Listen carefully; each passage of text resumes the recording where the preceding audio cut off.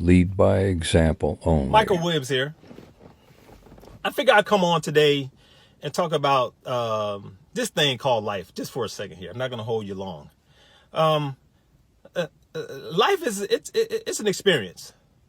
You have highs, lows, you have ups and downs, you have peaks and valleys in life.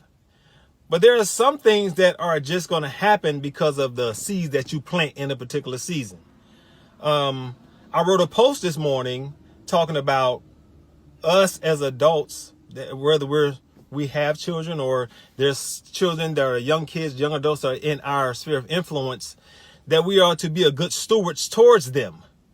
Meaning there are some principles that we're supposed to teach them, whether we feel like it or not, if we're responsible, if we really care about the generations that are to come after us, if it really matters what happens in our own community.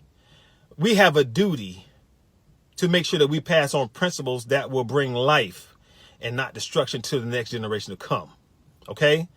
Us as adults, it is a must. It isn't a must. It's not an option. Just so you don't have an option when it comes to this. We're to teach the ones that come behind us. We're to teach them to love. Teach them to forgive. Teach them to respect our elders. Teach them to accept forgiveness. And most of all, teach them to apologize without an excuse, which is a very touchy subject. Without an excuse. We don't need to know why it was hard for you to do it. Just be genuine and do it. I know that's true. So that is mandatory of us as adults. If you have an issue with doing that, right, you don't need to be in stewardship over anyone, children, adults, or anybody.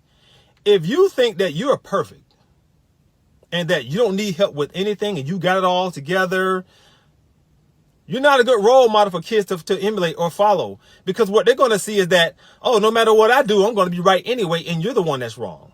Oh, there's nothing wrong with me. Everything is wrong with you. You know why adults grow up thinking that? Because they never seen that model in front of them when they were coming up as kids. Because we have those parents out here that think by, for some reason, saying that they're sorry, they apologize, I was wrong, that makes them less of an adult. There's nothing going to make you less of an adult. The years will tell you whether you're an adult or not, but the maturity level is going to tell you how mature you are, is how to handle and deal with your own issues. You got to let that child, those children know that, hey, I make mistakes all the time and it's okay to make mistakes. That's a natural occurrence. You're going to make mistakes. It's going to happen. So kids need to know that. They need to see that you make mistakes and that you know how to apologize for it and you know how to mean it. And you know how to forgive them when they make mistakes. Because if you don't learn this, if you continue to be so prideful because you didn't see that exhibited to yourself when you were a kid, and you still don't have the respect for your elders like you should, take a deep look at yourself. Look in that mirror that's looking back at you and say, I cannot use my past as an excuse for my behavior. It doesn't feel good. I have a lot of remorse. I have a lot of regrets on the inside. There's something that I could do to change that outcome for my family, for my children, from those kids that are in my sphere of influence. There's something I can do now to change that so it doesn't have to continue to hurt so much. And that's just called being responsible for your own actions and not blaming anyone for your behavior. Let me say that again. No one on God's green earth is responsible for your behavior. That's totally up to you.